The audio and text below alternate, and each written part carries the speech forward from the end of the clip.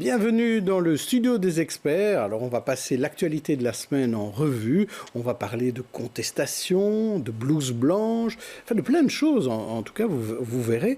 Et on en parlera avec deux invités politiques et trois experts. Alors ces experts sont Pascal Vrébos, auteur et présentateur à RTL TV, bonjour. Pauline de Glume, journaliste à l'Écho, bonjour. Et Hamza Belakbi, rédacteur en chef de revue-politique.be. Bonjour. Bonjour Jean-Jacques. Pour quelques semaines encore. Pour quelques semaines, oui, après, en effet. On ne vous verra plus dans les experts. Oui, je vais prendre un congé des experts. Un congé politique. Congé politique, en effet, où je rejoins un cabinet. Mais en attendant, vous êtes encore un expert. Exactement. Et on va parler avec vous de ce qui se passe notamment au fédéral. Cela patine. Rudy et Geert, entendez Rudy Demotte et Geert Bourgeois, n'avancent pas. Et pendant ce temps-là, le PTB se joint à PS, Écolo, etc. pour amender un texte à la Chambre, une majorité alternative, et les ministres présidents wallons et flamands se parlent au Luxembourg et à Bruxelles, et ils se voient. Elio et Yann étaient réunis donc à Bruxelles, mais sans le bruxellois. On écoute ce qu'ils disaient en conférence de presse.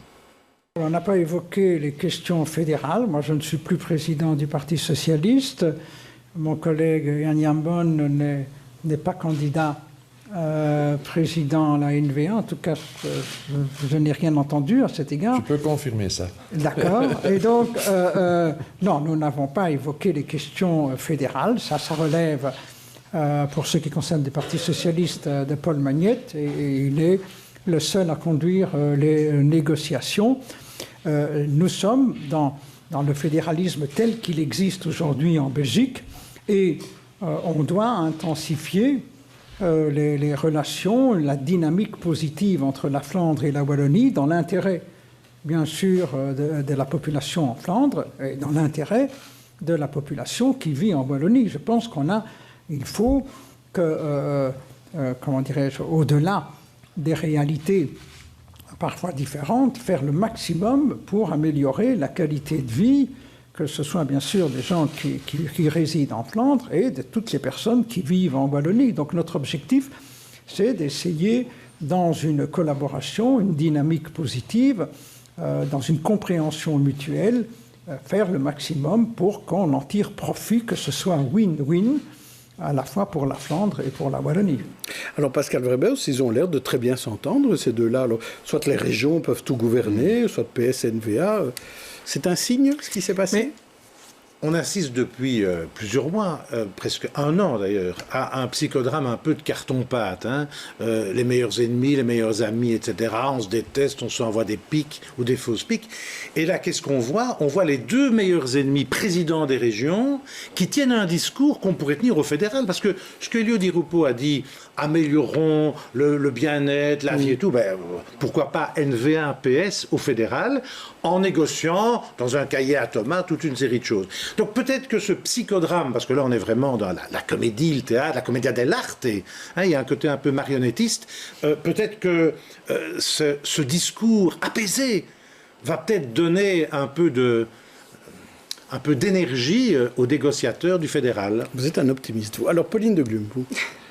Moi, ce qui me frappe, c'est qu'ils disent qu'ils n'ont pas abordé les questions fédérales. Et en effet, il n'y a plus grand monde qui les aborde de toute façon. Ce qui est frappant avec ces 150 jours, c'est l'indifférence quand même dans laquelle ça se passe au niveau de la population. Quand on sort de notre petite sphère médiatico-politique, on le voit, les gens sont très peu inquiets ou même au courant. On demande vaguement parfois où on en est, mais... Alors si on veut être négatif, on dira que c'est du je m'en foutisme, un désintérêt total pour la chose politique.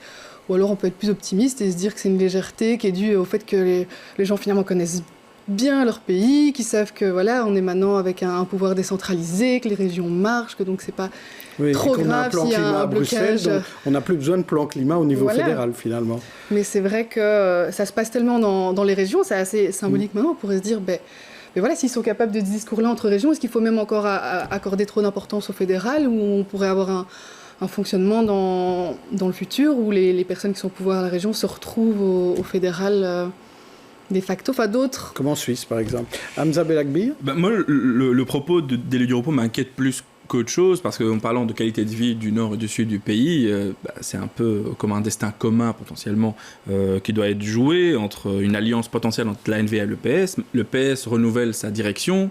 Beaucoup de militants socialistes et beaucoup de gens en Wallonie qui votent majoritairement pour le PS se réjouissent que Paul Magnette arrive à la tête du parti, parce que Paul Magnette, durant les semaines précédentes, a tenu un discours un petit peu nuancé par rapport à celui d'Elio Di Rupo, comme quoi, en fait, il n'y a aucun point en commun entre les programmes de la NVA d'un côté et le PS de l'autre. Donc il y a deux discours au PS, c'est ça que vous dites.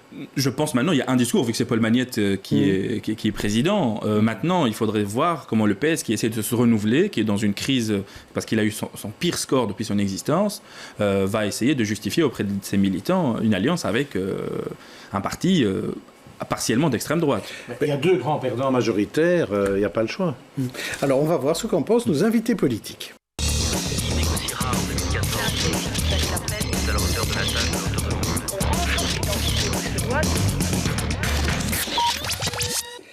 Alors on reçoit cette semaine Martin Casier, député bruxellois qui s'assoit là, vice-président de la Fédération bruxelloise du PS depuis cette semaine, et à ses côtés Françoise de Smet, chef de groupe PTB au Parlement bruxellois. Avant de vous demander votre avis sur le fédéral, j'ai une petite question pour Martin Casier, puisque vous êtes tout nouveau vice-président de la Fédération bruxelloise du PS. C'était quand même une élection un peu de justesse. Comment vous sentez cette élection? Est-ce que vous allez essayer de rassembler autour d'Ahmed Laouej et d'Isabelle Emery tout le PS bruxellois? Et comment est-ce possible? Mais je pense que Ahmed a été élu avec 52,5% des voix. C'est vrai que c'était serré. Isabelle et moi, on a été élus mercredi au Congrès avec presque 80% des voix. Il n'y avait personne contre vous. Il y avait comme une élection de Paul Magnette. Bien sûr, c'est vrai, mais on aurait pu garder une division qui s'exprime aussi à ce moment-là. D'ailleurs, on ne fait pas 100%. Ouais. Donc, je pense que c'est la démonstration aussi qu'il y a un chemin à faire. Mais le rassemblement, ça prend du temps, et c'est normal. Et surtout quand on sort d'une élection où il y a un climax de tension. Mais je ne suis absolument pas inquiet. Ahmed le disait très justement, je crois, à la gauche du pouvoir politique, on a intérêt à aller rechercher nos ennemis qui sont à l'extérieur de chez nous, qui sont à la droite. Nos ennemis ne sont pas à l'intérieur, et je ne doute pas que le rassemblement va se faire. Et on a du travail à le faire. On va commencer par un tour des sections pour acter cela rapidement. Est-ce que vos ennemis sont à gauche parfois, Françoise de Smet, ou ils sont tous à droite? Ils sont certainement à droite, ça c'est certain. Après, je pense que c'est important qu'on reste critique sur les politiques qui sont menées aussi à gauche et qui sont certainement antisociales par moments aussi. Elles sont un peu plus à droite que vous. Il n'y a personne plus à gauche que vous, ou vous en avez vu déjà? Jusqu'à présent, non. Alors, parlons un peu du fédéral, avec vous peut-être d'abord, Martin Casier, sur, finalement, vous avez entendu ce discours d'Elio Di Rupo, très conciliant entre régionaux. On a vu aussi que la région bruxelloise n'était pas dans cette réunion, ce qui est quand même un peu bizarre, comme s'il n'y avait que deux régions dans le pays. Que dit le socialiste bruxellois que vous êtes? Oui, peut-être juste avant de dire, je pense qu'il n'y a pas de savoir si on est plus ou moins à gauche. Il y a une gauche qui s'exprime dans deux partis différents, et après, effectivement, il y a des positions différentes, mais je ne pense pas qu'on soit plus ou moins à gauche. Par contre, pour revenir à votre question, je pense que on est dans une situation aujourd'hui qui est super compliquée au fédéral. Moi, j'ai été effectivement, comme bruxellois, un petit peu surpris qu'on ne soit pas autour de la table. Cela dit, je ne doute pas que dans les négociations, Paul Magnette pensera à la fois et représentera à la fois nos camarades wallons et nos camarades bruxellois et les intérêts de Bruxelles. Donc on n'est pas du tout inquiet à ce stade. On est de toute façon dans des préliminaires aujourd'hui qui sont de l'ordre de la préformation. Donc il y a des analyses pour voir ce qui est possible de faire.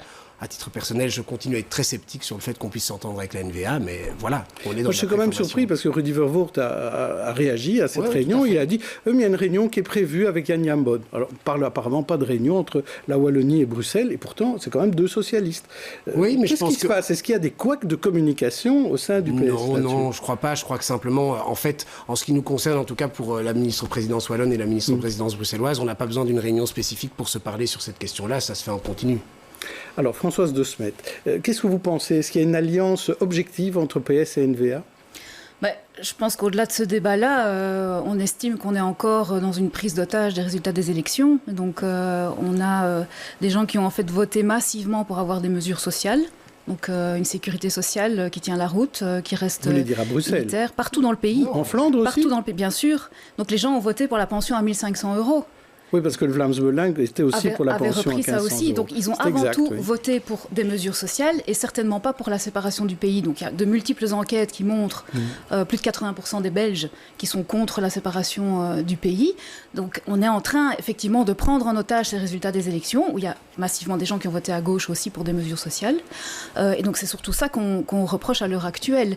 Et donc c'est la raison pour laquelle aussi on est venu avec notre campagne pour les pensions à 1 500 € net par mois de pension minimum. C'est justement pour mettre ça à l'agenda, parce qu'on a besoin maintenant de mesures d'urgence sociale. C'est pour ça que les gens ont voté. Et donc on veut amener une pression vers le bas pour mettre ça à l'agenda et s'il y a un gouvernement qui se fonde. Aujourd'hui, c'est pas à l'ordre du jour, apparemment. La pension à 1500 ? Oui. Si, il y a déjà eu... Dans le programme très explicitement. Oui. Bon, alors donc, il y a on va parler alors de la majorité, la fameuse majorité alternative, là, qui était... On a vu ça jeudi à la Chambre, Oui. où à la fois sur un texte du PTB, PS, Écolo, SPA et Groen vous ont suivi. Sur un amendement pour dégager de l'argent supplémentaire pour les blouses blanches, Absolument. justement. Ouais. Est-ce que c'est cette majorité alternative qui peut faire passer la pension à 1500 €? En tout cas, là, on n'a pas de gouvernement et donc on voit qu'on peut faire avancer des choses. Mais la première chose que je voudrais dire d'abord, c'est une victoire de toutes les mobilisations des travailleurs qui ont été sur le terrain depuis des mois pour demander que ce soit la revalorisation salariale ou l'engagement de personnel supplémentaire. Je pense que là, on est arrivé maintenant à un aboutissement hier.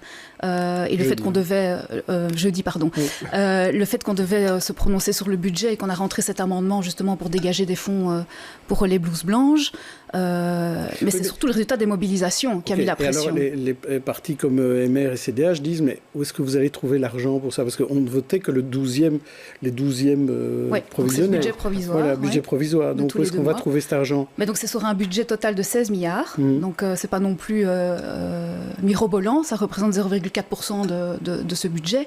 Donc, mais à un moment donné, il y a des choix politiques qui doivent être faits. Oui, donc qu'est-ce qu'il ne faut pas dépenser alors?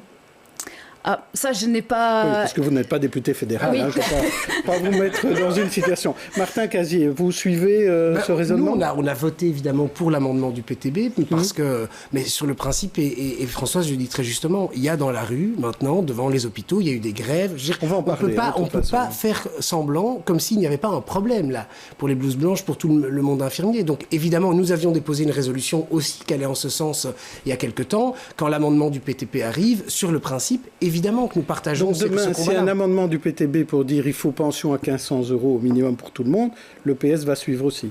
Mais en tout cas, c'est dans notre programme, donc bien sûr, vous allez sur le principe. Vous devrez être contente, Françoise. absolument. Mais cela dit, l'amendement peut venir de chez nous. Mais ce qu'il faut effectivement bien entendre, c'est quand j'entends que c'est l'aboutissement, malheureusement, c'est pas l'aboutissement, puisque c'est pas parce qu'on a voté aujourd'hui ces 12e provisoires que ça va se régler. C'est là où il faut pas mentir aux gens, mais c'était une étape importante. Hamza Belakbi. Moi, personnellement, je me réjouis qu'il y ait des majorités alternatives qui sortent en fédéral. C'est qu'il y a moyen de faire quelque chose. Il faut aussi savoir que de l'autre côté de la frontière, Groen et SPA, en termes de représentativité, et ils représentent même plus le PVDA, ils ne représentent même pas 20%, ou presque aux alentours de 20%. Donc c'est pas une majorité dans toutes les communautés. Exactement. Il faut se rendre compte qu'il y a une autre réalité politique en Flandre. Il faut sortir d'un sacro-saint belgicanisme en termes de tendance politique et non pas d'unité du pays.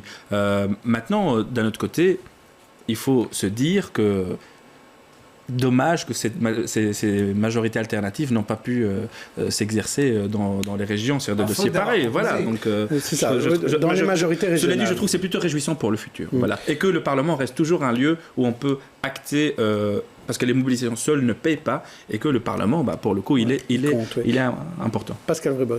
Mais ces majorités alternatives, je veux dire, c'est un peu ludique. Je veux dire, on dépense de l'argent, on vote, etc. Je comprends pas. Là, j'ai l'impression que PS et madame, vous roucoulez ensemble. Et alors, à la région, ah oui, vous êtes d'accord, vous êtes absolument sur la même longueur d'onde. Donc, franchement, je ne comprends pas qu'à la région, vous n'ayez pas tout fait pour gouverner ensemble, alors que maintenant, vous êtes avec avec le MR que vous avez rejeté pendant 3 semaines. Donc pour moi, le psychodrame pas à continue. Bruxelles, hein. Pas à C'est de Bruxelles, nouveau. hein. C'est pas à Bruxelles. Non, hein. je parle de. Oui, enfin, vous n'êtes quand même pas à Bruxelles dans la majorité. Non. On n'a pas été invité pour négocier. Oui, d'accord, je sais bien, mais je. Non, j'ai tout à peut-être, fait Pascal Vrébos, Voilà. peut-être que je peux vous poser une autre question, c'est si on sort du fédéral, qu'on parle juste de Bruxelles, il y a peut-être des efforts à faire aussi pour le non-marchand à Bruxelles, c'est souvent demandé. Absolument. Alors là, fait. s'il y a un texte qui est déposé par le PTB pour demander une dépense d'argent supplémentaire dans le budget régional bruxellois ou de la COCOF, est-ce que le PS va le voter? Mais on ne va pas attendre le PTB. Donc, dans la déclaration de politique régionale, il est dit que nous voulons travailler avec le secteur non marchand sur effectivement une revalorisation de ces questions-là. Donc, elle est au centre de la déclaration de politique régionale. Il y aura des initiatives gouvernementales en la matière qui arriveront au Parlement. Et ça vous suffira en face de C'est cela. un petit peu la critique qu'on a fait de la déclaration au mois d'octobre, c'est qu'on n'a toujours pas le budget dans les mains, donc il va arriver au mois de décembre. Ça arrive, hein, Oui, mais bon, on a déjà vu des petits couacs par rapport à l'accord qui a été fait en juillet. Donc les 20 millions nécessaires pour la gratuité des transports de moins de 25 ans, 65 plus, on ne sait pas où on va aller les chercher. Donc visiblement, même déjà juste 20 millions, c'est compliqué. Donc on a fait la critique même au niveau du logement.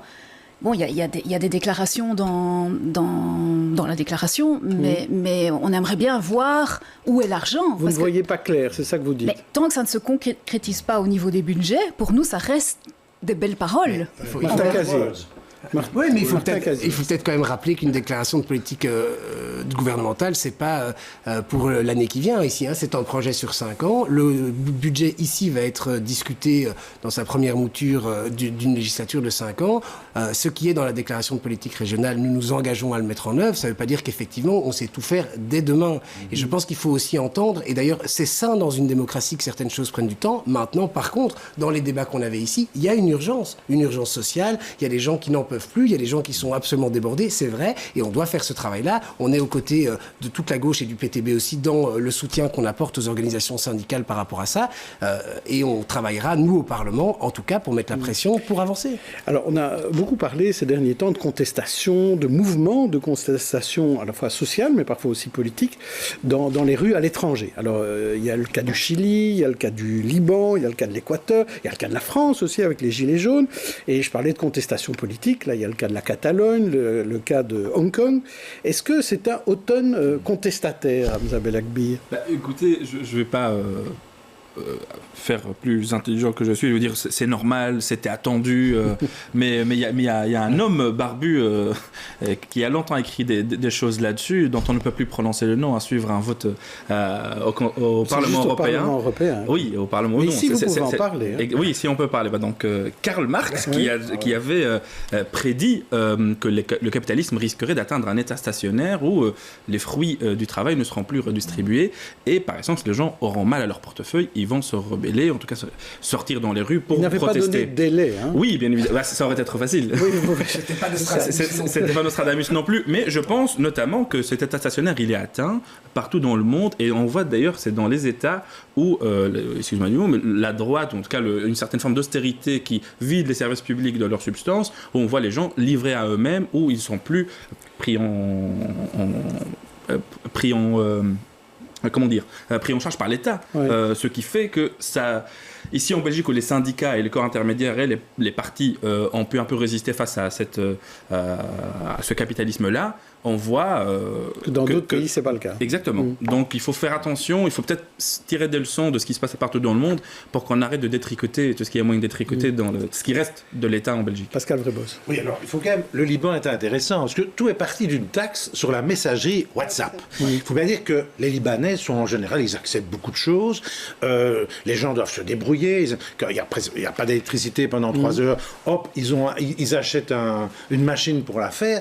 Donc c'est quand même intéressant de voir que là, il y a vraiment une petite révolution partout, pas uniquement à Beyrouth, que le président a fait un petit discours, mais personne ne l'a écouté. Mais moi, ce qui me frappe, c'est que c'est parti d'une taxe sur une messagerie, et ça, je crois que ça devrait faire réfléchir. Ils ont accepté beaucoup de choses, les Libanais, Mais une taxe sur WhatsApp, ça c'est inacceptable. C'est la goutte d'eau qui fait déborder le vase. Ça doit quand même nous faire réfléchir. Comme au Chili pour le ticket Oui, du métro. Voilà, Ça exactement. devrait en faire réfléchir plus d'un, si je puis me permettre. Oui. Mais ici, on ne parlait pas de la gratuité, on parlait d'une augmentation. Oui, bien sûr. Pauline de Glume, est-ce que vous voyez, vous, à Bruxelles, qu'il y a des éléments qui pourraient aussi, comme ça, faire exploser Je pense la pas justement contestation qu'on est encore dans une situation à Bruxelles où un élément comme ça, que ce soit la messagerie WhatsApp, que ce soit le ticket de métro, puisse Ou l'interdiction mettre du moteur à essence en 2035. Mais donc on n'est pas à Bruxelles, on a eu les mobilisations pour le climat, mais on n'est pas dans cette situation où les gens, je pense, sont tellement à la corde et qu'à un moment, la moindre comme ça, La moindre taxation sur quelque chose, étincelle, oui. c'est une étincelle qui met le feu. Mais c'est pas pour autant qu'on ne doit pas le prendre comme une leçon pour rester vigilant.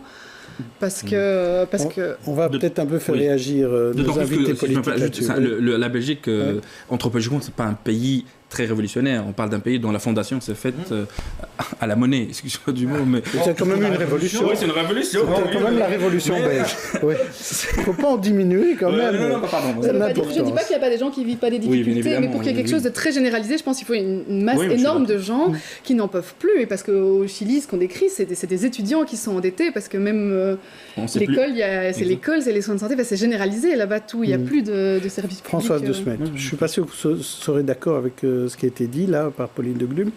Vous avez l'impression que les gens sont à l'accord à Bruxelles?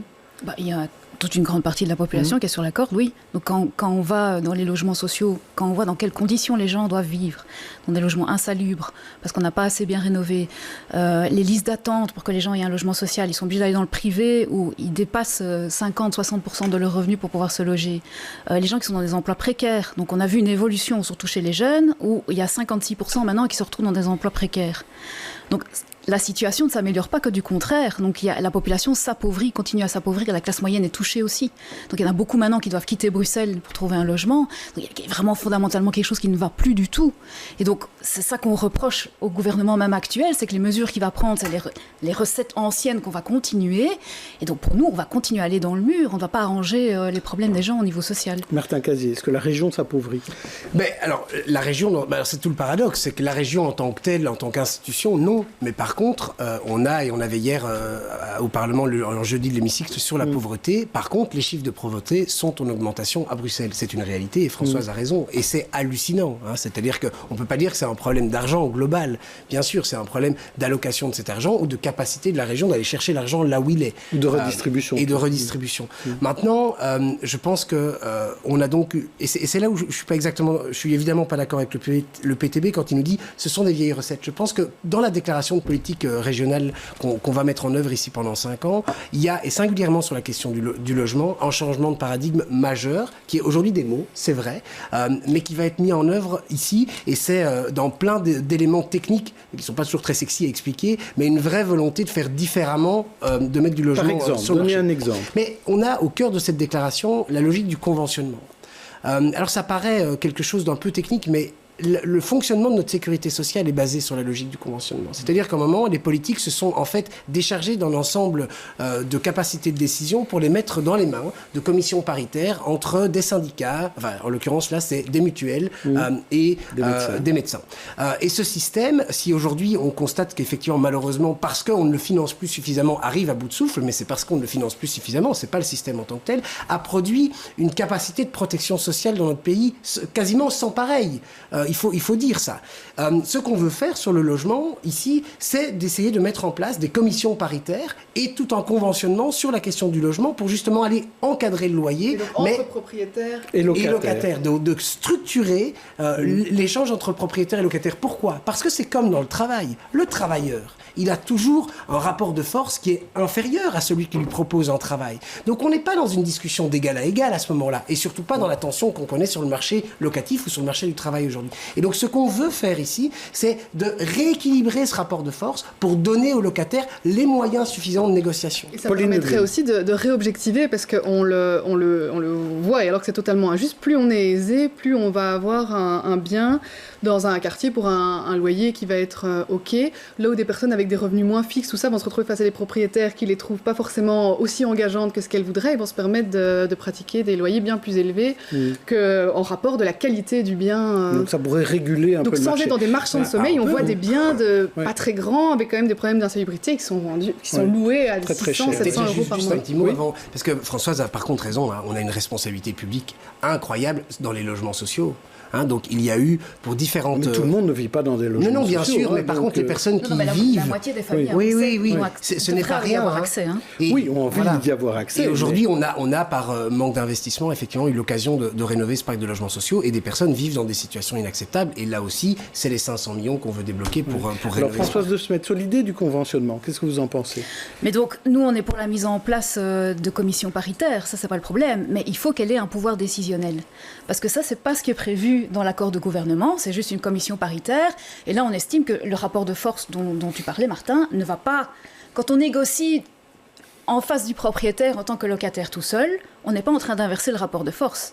Il faut une loi ou une commission paritaire avec pouvoir décisionnel qui puisse dire oui, le propriétaire demande effectivement un loyer trop élevé par rapport à la grille des loyers, et vous devez appliquer une baisse. Mais il commence à y avoir déjà une jurisprudence. Il y a eu des cas maintenant en justice. Oui, mais donc et les gens doivent faire la démarche d'aller en justice de paix. Donc il y a beaucoup de gens qui ne comprennent pas comment ça fonctionne. Non, mais c'est un signal. C'est quand même un signal. Je parle en termes de... Oui, mais donc ça concerne combien de cas? Ça a montré qu'on ne peut pas, en fait... Ça concerne combien de cas? Ça concerne trop peu de cas. On ne peut pas faire n'importe quoi, mais tout le monde ne le sait pas encore, c'est ça que vous voulez dire. Donc ça prend un peu de temps, effectivement, pour que ça se stabilise. Indicative, tout ça permet quand même de... Oui, même si elle n'est pas coercitive. La juge de paix de Saint-Gilles a utilisé les débats parlementaires où on parle de la grille indicative pour justifier sa prise de décision en faveur du locataire. Donc en fait, ce qu'elle a dit, c'est qu'en fait, globalement, au-delà même du texte qui n'existe pas encore suffisamment cadré aujourd'hui, et tu as raison Françoise, il y a déjà une base légale suffisante que pour avancer en la matière, c'est quand même pas rien. Donc c'est de laisser la liberté au juge de paix finalement. Mais bon, ça ne suffit pas. Donc ça dépend du juge de paix aussi. Pour le moment. Très peu de cas. Et ça ne suffit pas pour le moment. Alors, on en a déjà un petit peu parlé, mais je voudrais y revenir sur ce mécontentement au sein du personnel paramédical des hôpitaux privés. Action et grève organisées, c'était jeudi. Exemple, à Sainte-Anne et Saint-Rémy, à Anderlecht, où il y avait beaucoup de tensions. C'est un hôpital Chirec, avec Camilla Necker, Marie-Noël Dinan et Béatrice Broutou. Ils ne savent plus sur quel ton chanter. Le personnel médical est en sous-effectif et son travail est de moins en moins humain. On n'a plus le temps de conduire les patients qui demandent pour aller à la toilette, les personnes âgées. Donc concrètement, c'est faites de votre linge, on n'a pas le temps de vous conduire à la toilette, on n'a pas le temps de nourrir correctement les patients. On sait bien que la nutrition fait partie de la guérison. La place donc, pour l'humain n'est plus possible, donc on n'arrive plus à discuter avec les patients. On est obligé d'enchaîner, donc on a presque un boulot à la chaîne. Cette grève, c'est pour rappeler un anniversaire. Cela fait 2 ans qu'un accord social passé entre le gouvernement, les hôpitaux privés et les syndicats n'est toujours pas signé. La première chose, c'est les vacances annuelles. On veut 3 week-ends de congés pour les travailleurs avec 2 semaines de congés. La deuxième chose, c'est qu'on veut un droit individuel de 5 jours par travailleur pour réaliser des formations. On veut également une stabilité par rapport aux horaires de travail qui aujourd'hui ne sont pas le cas. On demande aux travailleurs de changer comme ça. Le personnel de Sainte-Anne-Saint-Rémy déplore aussi le manque de respect de la direction pour le droit de grève. Lorsque un service minimum n'est pas organisé comme il doit l'être, eh bien, il y a du cafouillage. En plus de ça, la direction s'est permis de venir impressionner les représentants des travailleurs. Toutes les opérations sont déprogrammées, seuls les patients en consultation ou en urgence peuvent entrer aujourd'hui. Pendant 24 heures, cet hôpital privé, comme tous les autres de la capitale, tourne en service minimum. On a travaillé un jeudi comme un dimanche, en fait. Alors, Martin Casier, là, par rapport à ce problème-là, je sais qu'il y a une interpellation fédérale, mais les hôpitaux, il y a aussi les hôpitaux publics bruxellois. Est-ce qu'on peut améliorer la manière dont travaille ce secteur paramédical? Oui, parce que je pense qu'il faut bien entendre que les revendications sont légitimes. Hein. Donc, juste pour donner un chiffre, aujourd'hui, en Belgique, le nombre de patients traités par un infirmier ou par une infirmière en 1 heure, c'est 11, à peu de choses près. En moyenne européenne, c'est 9. Voilà. Quel que soit l'hôpital. Hein. Oui, c'est une moyenne. Je donne un chiffre moyen. Mais voilà, quand on parle... Je pense, au niveau européen. C'est un peu en dessous de 9. Oui. Voilà. Mais donc quand on entend le syndicaliste, je crois, de la CSC qui parle de déshumanisation, mais évidemment, on est dans la déshumanisation du travail, aussi parce qu'on informatise par ailleurs énormément de procédures et ainsi de suite. Donc je pense que, leurs revendications sont entièrement légitimes et c'est ce que je disais tout à l'heure. En ce qui nous concerne, au cœur de la DPR, il est prévu un acteur sectoriel non marchand pour travailler la sur déclaration ce débat-là, régionale, et oui. on va discuter ça avec les organisations syndicales, bien sûr. Et je pense que, en tout cas du côté parlementaire, on soutient aujourd'hui clairement ces revendications. Françoise de Smet, une réaction par rapport Encore à une ça. fois, Vous attendez de voir. On En fait, c'est espère ça. que les budgets vont suivre. Donc, Oui. je veux dire, au niveau de la régionale, on est à 5-6 milliards de budget. On a déjà beaucoup de choses qu'on doit financer. Au niveau des transports, on doit faire des investissements, etc. Oui. Donc, voilà. Mais au PTB, on soutient beaucoup les maisons médicales. Est-ce Oui. que vous trouvez qu'il y a trop d'hôpitaux et qu'il faudrait davantage de maisons médicales? Mais la première chose d'abord, c'est que les hôpitaux sont sous-financés. Ça, c'est le premier point. Et ça, Et c'est donc, fédéral. ça, c'est les politiques que Maggie de Bloch a mis en place depuis des années. Donc, rien qu'en 2017 et 2018, les hôpitaux publics bruxellois ont perdu 15 millions d'euros. C'est énorme pour des hôpitaux. Donc, ce cadre-là, déjà, il faut clairement le remettre en question et il faut les refinancer, permettre d'engager des infirmières, du personnel supplémentaire, parce que maintenant, vous avez vu les témoignages. Donc, il y a plusieurs fois où des infirmières nous disent on vient travailler avec la boule au ventre et le soir, on a un ouf de soulagement parce qu'il n'y a personne qui est mort dans le service. Je veux dire, ça n'est plus possible de travailler comme ça. Ça n'est plus possible. Ni pour le personnel, ni pour nous en tant que patients. Ni pour le patient, bien sûr. Donc la qualité des soins est en train de se dégrader à cause de ça, et ça n'est certainement pas à cause du personnel, c'est à cause du manque de financement. Ça, c'est la première chose. Vous me demandiez tout à l'heure où est-ce qu'on peut aller chercher l'argent. On a appris récemment que ça allait coûter encore plus cher, 1,4 milliard de plus pour financer les médicaments dans la sécurité sociale. Parce que Maggie de Bloch est au service des big pharma, qui s'en mettent plein les poches. Ça, c'est déjà un Mais moyen vous trouvez que de les récupérer médicaments de doivent l'argent. coûter plus cher pour les patients? Non, justement. Le prix doit baisser. Donc ça, c'est avec le modèle Kiwi qu'on veut mettre en place, qui existe déjà dans d'autres pays, pour récupérer de l'argent au niveau de la sécurité sociale, qu'on pourrait investir alors au niveau des financements des hôpitaux, par exemple. Ça, c'est une première chose. Et les maisons médicales? Alors, les maisons médicales, après, le problème, c'est que comme la première ligne n'est pas assez développée, on a effectivement toute une série de personnes qui arrivent aux urgences directement pour des petits problèmes qui pourraient être La première ligne, ça réglés pourrait avant. être les maisons médicales. Nous, on plaide plutôt pour ce système. On pense que c'est au niveau qualité des soins, quand on travaille à plusieurs dans une maison médicale, où on a une offre de kinés, de psychologues, d'infirmières, tout est sur place, on voit que la qualité des soins est meilleure. Ça permet surtout aussi de recréer du lien humain entre le patient et le médecin, hein, parce que c'est aussi de ça dont on parle ici. Oui. Que la maison médicale, elle offre ça. Dans le programme COCOF, c'est aussi pour ça qu'on parle de l'augmentation du nombre de maisons médicales. Oui, Oui, et ça non. diminue la pression sur les hôpitaux. Bien sûr. Mais, Hamza Belagbi. Mais je vais être très bref. Oui. Au-delà de la question du sous-financement, il y a aussi un point qu'il faut absolument aborder, c'est la culture du management qu'il y a dans les hôpitaux. Je pense que même dans les écoles de santé publique, dans beaucoup de gestionnaires d'hôpitaux à Bruxelles, c'est des gens qui ont fait des études d'économie, et je pense que quand on gère un hôpital, c'est pas comme, on ne doit pas être formé de la même manière que quand on gère une entreprise ou une administration, que sais-je. Je pense qu'il y a une particularité de la santé qu'il faut savoir intégrer en amont dans le savoir qu'on transmet aux futurs gestionnaires. Donc je pense qu'il faut aussi penser Quoi, les à médecins ça. géraient mieux? Non, pas du tout. J'en sais rien en fait. Il faut des gestionnaires faut publics. des gestionnaires publics, mais avec des mineurs de santé. Tout ça dans les conseils des médecins. Exactement. C'est une autre réalité. C'est une forme de représentativité. Du travail au sein de l'hôpital. De mieux représenter les besoins et les toutes les différentes catégories du personnel. Exactement. Pascal Rebos. Le ras-le-bol des blouses blanches est une profession cruciale. Il y a de plus en plus de patients, vivent de plus en plus longtemps. Je ne comprends pas d'ailleurs qu'on ait attendu 2 ans pour ne rien mettre dans les accords, alors qu'il y avait eu des accords il y a 2 ans, il n'y a toujours rien. Pourquoi ce retard? J'en sais rien, peut-être que vous pouvez éclairer. Donc moi, je suis à 100% avec cette révolte des blouses blanches, et j'espère en tout cas que les choses vont changer, parce qu'il y a de moins en moins de jeunes qui se dirigent vers ces métiers. Et en plus, on va avoir une pénurie, d'autant plus puisque les années passent de 3 à 4 ans, donc on va avoir une année en plus difficile dans ce passage-là. Mais je pense qu'il faut bien entendre quand même que le fond du problème, c'est le sous-financement structurel des hôpitaux. Hein. Et donc, quand aujourd'hui, parce que tu parles de management, Hamza, et c'est vrai, bien sûr, mais quand aujourd'hui, on demande à des managers d'hôpitaux, en fait, de devoir faire encore plus qu'avant, mais avec beaucoup moins de financement, ça retombe malheureusement sur le personnel. Et c'est ça qui n'est pas acceptable. 2 milliards d'économies l'économie, dans la sécurité sociale, dans la précédente législature. À un moment, on en paye l'addition, et le citoyen, on en paye l'addition, il faut le dire. Je crois que tout le monde a l'air d'être plus ou moins d'accord, mais parce que tout le monde pense qu'un jour, il rencontrera un médecin, des infirmières, je comprends cette position. Alors, on va passer maintenant à notre tête d'affiche. C'est une galerie de portraits que je vous propose à tous les deux, des personnalités qui ont fait l'actualité de la semaine. À vous de choisir celui qui vous inspire, en bien ou en mal, et on commence par Martin Casier. On commence avec Riyad Mehri, bruxellois, champion du monde de boxe le week-end dernier. Puis Joëlle Milquet, devenue administratrice CDH à l'RTBF, un nouveau métier.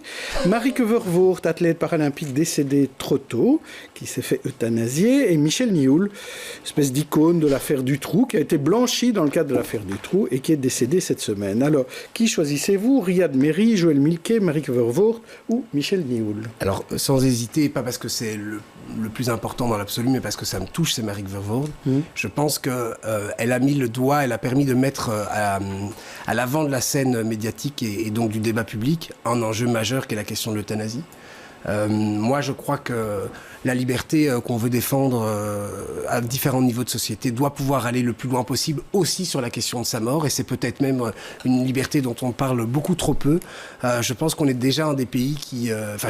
nous sommes un des pays qui est le plus en avance sur cette question-là, mais je dois vous avouer que pour l'avoir aussi vécu récemment dans ma famille proche, on est encore dans une situation qui rend ce choix-là, la procédure, les circonstances très très compliquées. Je suis très heureux de voir qu'on est en train d'avancer au Parlement fédéral pour l'instant aussi sur ces questions-là, avec la suppression du délai et tous ces éléments-là. Ce sont des enjeux fondamentaux. Choisir la manière dont on veut mourir quand on est en fin de vie, c'est une liberté fondamentale, et elle l'a fait en plus avec une humanité et une dignité absolument remarquables. Et vous, Françoise de Smet, je vous en propose 4 autres. Nicolas Colsaerts, golfeur bruxellois vainqueur d'un grand tournoi en France. Jean-Claude Juncker, qui a fait ses paquets à la Commission européenne. Ahmed Laoueche, élu ric-rac à la tête de la présidence du PS bruxellois. Ou alors Patricia Ouyou, comédienne et metteuse en scène, disparue le week-end dernier, hélas aussi trop tôt. Alors, qui choisissez-vous? Nicolas Colsaerts, Jean-Claude Juncker, Ahmed Laoueche ou Patricia Ouyou? En bien ou en mal, vous pouvez choisir. Alors je vais prendre. J'ai une petite. Je vais prendre en mal. Je vais prendre Jean-Claude Juncker parce que il y a tout le débat européen qui est fondamental à l'heure actuelle, où on voit qu'il y a les politiques d'austérité qui sont appliquées partout. C'est pas pour rien que nous on revient souvent avec ce débat. Comment est-ce qu'on va faire pour refaire des investissements publics quand pour le moment l'Europe nous en empêche alors qu'on en a terriblement besoin. Donc vous parliez de mouvements de révolte un peu partout, en Europe aussi, on le voit. Et donc, ça va demander des investissements publics. Donc, il y a 20 ans d'ici, on investissait au niveau des pouvoirs publics 5% du PIB. À l'heure actuelle, on est à la moitié de ça. On est à 2,5%. Donc, ce débat-là, de sortir de ces programmes d'austérité européens, il est vraiment fondamental. Et donc, évidemment, Jean-Claude Juncker a participé à ça, donc je ne vais pas en dire du bien. Une petite question pour vous, là, juste pour le plaisir. Sur le Brexit, tiens, qu'est-ce que pense le PTB? Est-ce qu'il faut retenir les Anglais ou est-ce qu'il faut les laisser partir? Mais on est globalement pas pour diviser les gens et les séparer. Donc, il faut essayer de les retenir. Oui, mais alors, on a un débat sur comment est-ce qu'on va résoudre les problèmes sociaux des gens et quelle Europe on veut. Oui, d'accord, bien sûr. Mais on voit que les diviser, en tout cas, ça ne résout pas les problèmes des gens. Que tout le monde reste ensemble pour un nouveau projet, c'est ça? Exactement. Alors, 5 infos de la semaine, laquelle vous a ravi, laquelle vous a énervé, peut-être pourquoi. Vous avez les mêmes infos tous les deux. D'abord, les Turcs et les Russes vainqueurs en Syrie, sur le dos des Kurdes notamment. Pascal Smet, qui veut des tours à Bruxelles. Le retour de la discussion sur l'avortement au fédéral, Elisabeth, l'héritière du trône, devenue majeure vendredi, ou 39 corps de migrants chinois découverts dans un camion britannique. Et je vais demander à Françoise de Smet d'abord de choisir un de ces événements et de le commenter. Je vais choisir le débat sur l'avortement. Oui. Parce qu'évidemment, en tant que femme, ça me touche en premier lieu. Donc je pense que c'est un débat qui est important à mener régulièrement et jamais lâcher dessus, parce que quand on voit la recrudescence de courants conservateurs partout en Europe d'ailleurs, donc les populismes qui montent et même les extrêmes droites qui propagent vraiment des discours anti-avortement, anti-droit des femmes, je pense qu'on doit vraiment se prémunir de ça, et c'est important qu'une loi maintenant revienne sur la table et qu'on puisse en débattre au Parlement pour qu'on avance, parce qu'il y a un an d'ici, C'était une version Canada Dry, comme on l'a appelé, de la dépénalisation de l'avortement. Donc il faut une nouvelle loi, et là, avec une majorité alternative. Il faut aller aussi, beaucoup plus loin. Bah, oui, on espère. Alors vous, Martin Coisy, que choisissez-vous? Une autre info? Oui, bien sûr. sûr. Pas la même, hein. Mais j'aurais volontiers parlé d'IVG parce que je pense qu'il ne faut pas être une femme pour être sensible à la question de l'IVG. D'accord, mais vous avez déjà parlé de l'euthanasie, donc le chapitre éthique est déjà rempli. Mais c'est clair que c'est un enjeu important et on aurait aimé aussi que le PTB nous accompagne dans ce travail-là, dans des gouvernements. Mais je voulais parler du coup, par contre, des corps de migrants qui ont été découverts dans ce camion. Parce que, en fait, c'est le symbole de toute l'ignominie de la situation aujourd'hui sur la gestion de la migration en Europe, qui est incarnée par cette image-là. Alors, malheureusement, j'ai presque malheureusement envie de dire qu'on commence à s'y habituer, en fait. Ça fait des années qu'on sait qu'il y a des morts dans la Méditerranée et ça fait des années que l'Union européenne maintient une politique migratoire absolument inhumaine et ferme, pour paraphraser ce que disait notre secrétaire d'État à la migration avant. Je pense qu'on ne peut pas avoir sur notre conscience ce genre de situation. C'est juste pas acceptable. De ce camion qui est passé par la Belgique et donc qui est passé en tout cas par Zeebrugge. Et à partir du moment où elle est en fait, où cette situation est, si pas engendrée, tout du moins encouragée par des politiques publiques, parce que c'est la réalité aujourd'hui avec l'Union européenne dans sa politique migratoire, nous avons une responsabilité et moi je ne suis pas prêt à assumer la mort de ces personnes dans un camion. Les 18 ans de la princesse Elisabeth, ni l'un ni l'autre. François, de Smet, est-ce qu'un jour elle sera reine? Ça vous dérangerait ou pas? Qu'est-ce que vous en pensez? Nous, on s'en cache pas, on est plutôt pour un modèle républicain, évidemment, mais je pense que c'est pas le débat aujourd'hui. Le débat aujourd'hui important, c'est surtout de garder l'unité du pays. Oui. Et donc, quand on voit les visions séparatistes, que ce soit de la NVA ou du Vlaams Belang, on doit surtout maintenant lutter pour préserver l'unité du pays. Donc, je ne vais pas rentrer dans une polémique. Donc, on n'en veut pas à la famille royale. Et vous, Martin Coisy? Non, je pense que... Voilà, vous souhaitez tout le bonheur du monde à Elisabeth et à ses 18 ans, c'est ça? Oui. Alors, on va parler d'un sujet plus sérieux ici, des libérations conditionnelles, un peu difficiles. On a parlé beaucoup de l'affaire Dutroux et de libération conditionnelle de Dutroux, de Lelièvre, etc. Et ça pose question, cette libération conditionnelle, de ceux qu'on appelle, entre guillemets, des monstres. L'avocate Dutroux a plaidé la cause de son client, les parents des victimes ne l'entendent pas de cette oreille. Regardez, écoutez la réaction de la maman de Laure Nobels, qui avait été assassinée il y a quelques années par son petit ami. C'était dans l'émission Versus, mercredi. Une peine, ça traduit quand même les valeurs de notre société. Quand quelqu'un tue quelqu'un d'autre, qu'est-ce qu'on envoie comme message dans notre société? Chaque décision de peine, c'est une traduction des valeurs de notre société. Ça sert aussi aux victimes, pas pour apaiser leur souffrance. Bien sûr que la peine, c'est le discours ambiant. Elles souffrent, ça n'apaisera jamais leur souffrance. Notre souffrance, c'est une chose. Mais le sentiment de justice ou d'injustice, la dignité de notre fille, ça sert aussi à tout ça. Les jeunes, ça les rassure. À combien d'enfants, je n'ai pas dit, de notre entourage, quand ils demandent, ils disent des enfants de 6 ans, il est en prison maintenant. Moi, je disais oui. Comment voulez-vous que j'explique à un enfant qu'il a tué ma fille et qu'il n'est pas en prison ? Pascal Vrébos, ce débat sur les libérations conditionnelles, c'est vraiment un débat entre émotions, rationnel. C'est difficile d'avoir une position là. Bon, il y a une limite, c'est-à-dire pour ceux qui sont irrécupérables, à condition que la prison ait tout fait pour les récupérer. Irrécupérables, ça veut dire quoi? Des psychotiques, des pervers polymorphes, des psychopathes. Certains ne peuvent que rester en prison. Si le corps d'experts, de vrais experts, pas comme nous, décide que ces gens sont irrécupérables, je crois qu'il faut qu'ils restent en prison. En revanche, la prison est faite bien sûr pour punir, mais quand même aussi pour récupérer des gens et réinvestir pour qu'ils sortent. Et surtout pour ça. Alors pour l'instant, est-ce que la prison sert uniquement à punir et peut-être mal punir, à reconstruire et mal reconstruire? Donc la libération conditionnelle, elle doit exister à partir du moment où quelqu'un est un peu requinqué après avoir fait quelque chose de mal, même un meurtre, 10 ou 15 ans après, il a droit à une nouvelle vie, à condition qu'il y ait toutes les protections, bien sûr, pour les victimes, qui ne se retrouvent pas dans la rue à côté. Moi, c'est un débat qui est très, très émotionnel, très difficile à avoir, mais je pense vraiment qu'on juge une société à la manière dont elle gère ses pires enfants.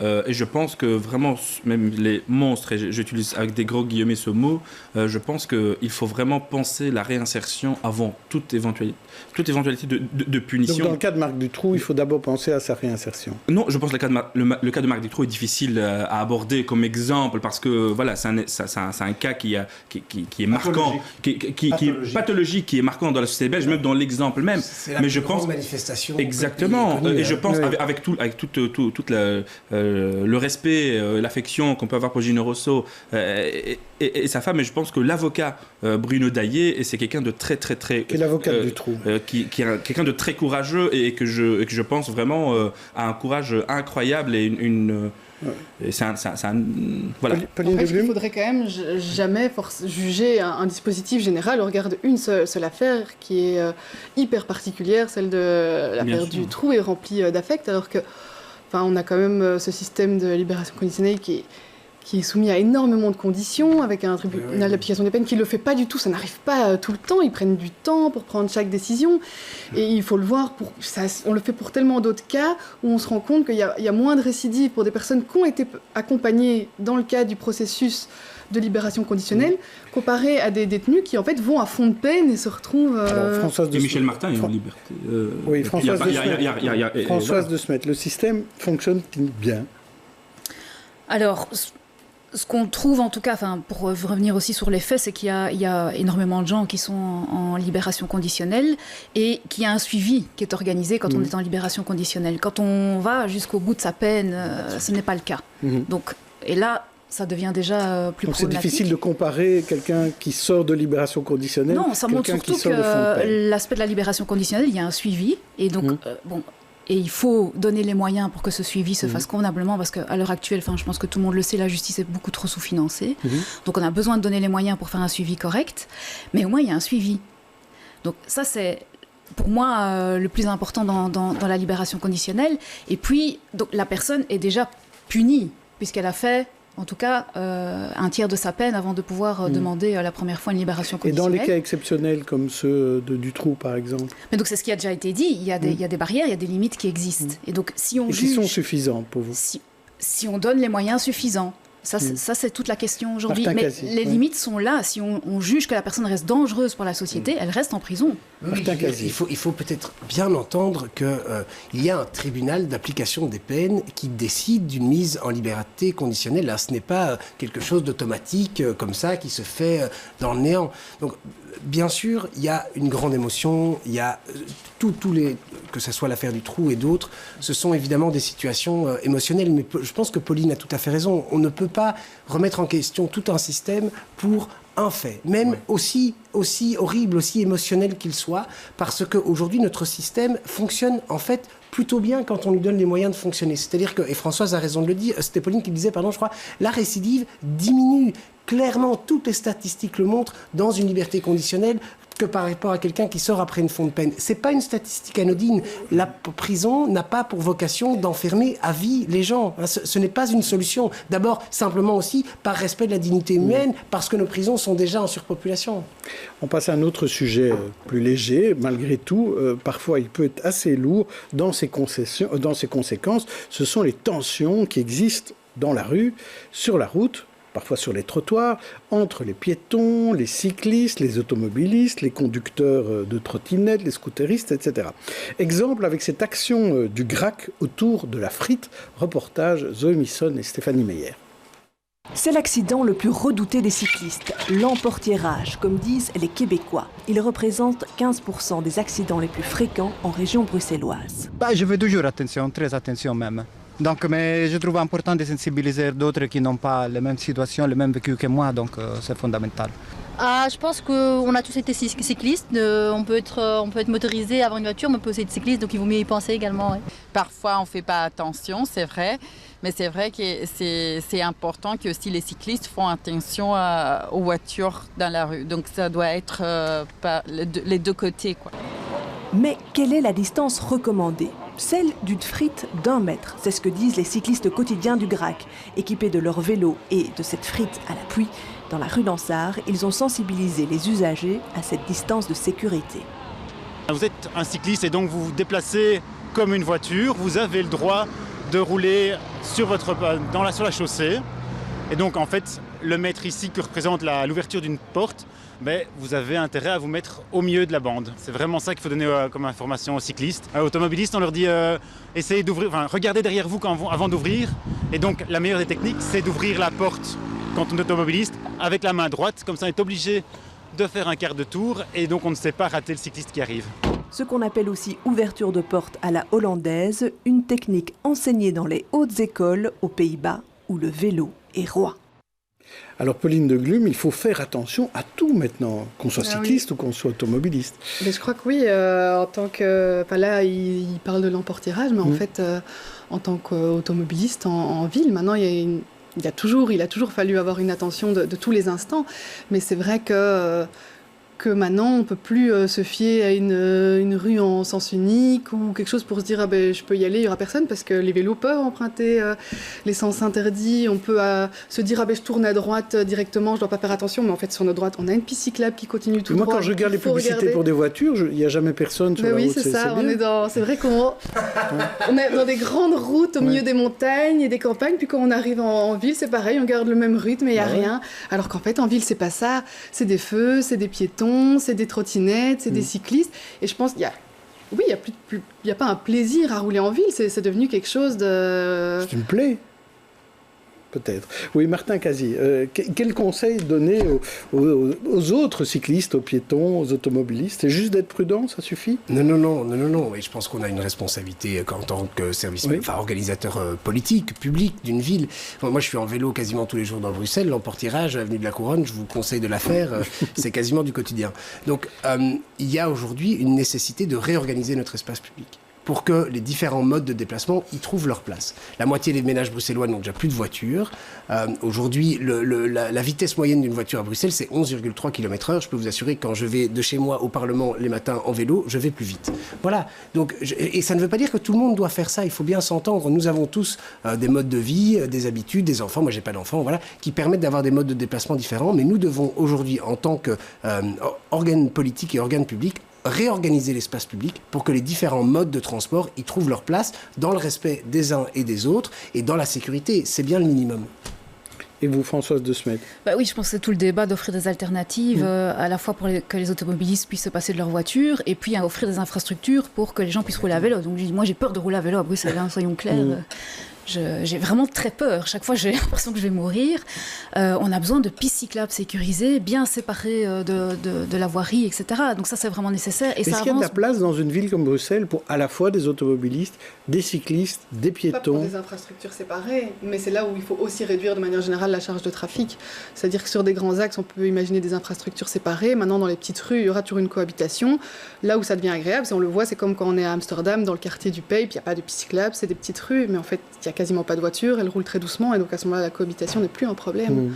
Donc il y a et d'un côté les infrastructures pour les grands axes, et de l'autre, une diminution générale de la charge de trafic et donc de l'insécurité pour les modes dits plus faibles. Ouais. Et vous, Pascal Verbos, vous disiez que vous aviez peur en tant qu'automobiliste d'avoir des accidents. C'est-à-dire que voilà, il y a certains quartiers à Bruxelles où, comme le cycliste peut prendre le sens interdit, c'est pas évident, surtout quand les gens sont mal garés, pour la voiture, etc. Donc il faut être très prudent. La cohabitation, à mon avis, sera difficile. Il y a beaucoup d'insultes. Je pense qu'il y a beaucoup d'idéologie aussi. Les cyclistes qui font des... Enfin, tout le monde, je veux dire... Voilà. Par contre, de part et d'autre. Par contre, moi, j'ai un peu peur. C'est en tant que piéton. Ouais.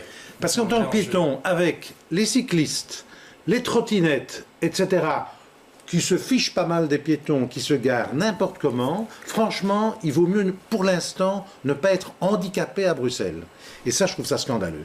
Et on n'en parle pas. On a aussi les cyclistes qui se plaignent des cyclistes parce qu'il y a les vélos électriques qui arrivent en force. Des cyclistes qui sont plus rapides que les autres. Pascal met le doigt sur un point important, c'est-à-dire que effectivement aujourd'hui, il y a eu tout un débat et c'était bien sur la sécurisation des vélos. On en est encore très loin, mais ça commence à arriver dans Bruxelles à pas mal d'endroits. Et en fait, on a, je pense, un peu oublié de parler de la place des piétons. Et aujourd'hui, il y a plein d'endroits où, effectivement, les piétons ne sont plus tout à fait en sécurité, ni pour traverser la rue, mais simplement non plus sur le trottoir. Mais quand on parle de réorganiser l'espace public en fonction des modes de transport, c'est exactement ça. Et la question, c'est simplement quelle est la priorité qu'on va donner à quel moyen de transport. Et il y a la règle STOP qui permet de fixer ça assez simplement, c'est-à-dire la voiture aura une place en ville, mais elle est la dernière des priorités quand on réaménage un espace public, simplement parce que effectivement des utilisateurs plus faibles doivent pouvoir se déplacer en sécurité. Et le piéton, le vélo. Le premier, c'est le piéton. C'est la marche, step-up. Vous êtes d'accord là-dessus? Françoise de Smet. En même temps, quand on voit comment a été aménagé le piétonnier, de ce point de vue-là, c'est pas évident. Hein. Donc, quand vous êtes piéton et que vous voulez passer avec votre vélo, vous ne savez pas où vous mettre. Donc, je pense que oui, c'est important d'organiser l'espace public comme il faut. Il faut déposer, aller à pied. Je comprends. Voilà. C'est pas forcément un axe de transit, même pour les vélos, en fait. Ça a bloqué quand même des axes. Et moi, je ne remets pas en question le piétonnier. Je trouve ça très bien, parce que maintenant, il y a un silence, on n'a plus le bruit des voitures ou des choses comme ça. Mais il n'est pas spécialement bien aménagé. Moi, je trouve compliqué, quand on est piéton ou cycliste. On va passer au coup de cœur.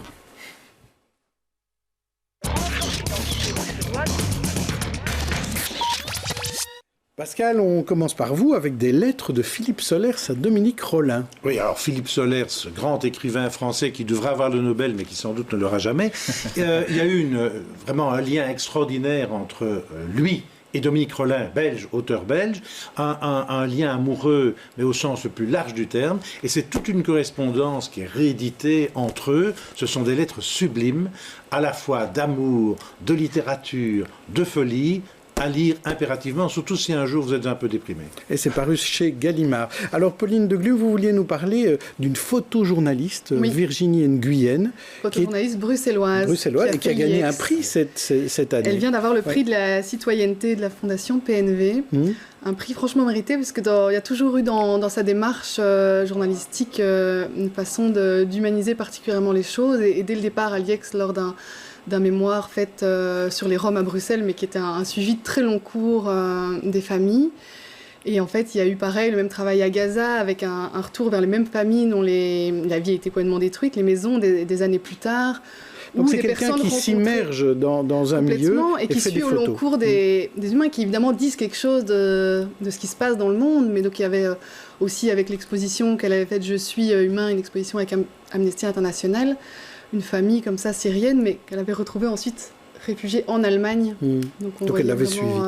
Alors vous, Hamza, voulez parler de théâtre? Oui, en effet. C'est la pièce Cinglée de Céline Delbecq qui joue au Rideau de Bruxelles, qui traite un problème qui malheureusement... C'est jusqu'à ce soir. Jusqu'à ce soir. Se dépêcher. Voilà, en effet.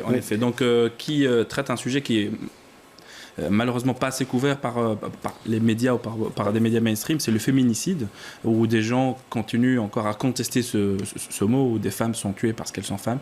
Donc je vous invite à aller regarder, c'est terriblement politique. Alors moi, pour la route, ce petit livre sur l'anarchie, écrit par la philosophe Véronique Bergen et illustré par Winchluss, c'est paru au Lombard dans une collection très bien faite qui s'appelle La Petite Bédéthèque des Savoirs. Et c'est un peu le que sais-je du 21e siècle. Voilà. Alors merci à tous, invités et chroniqueurs. On se retrouve la semaine prochaine. Et on se retrouve la semaine prochaine, oui, exactement, pour les experts. Oui, on fera une émission encore la semaine prochaine. Ne vous inquiétez pas, oui, quoique c'est le 1er novembre, donc finalement on n'en fera pas. Donc on se retrouvera dans 15 jours. Voilà, allez, bon week-end à tous.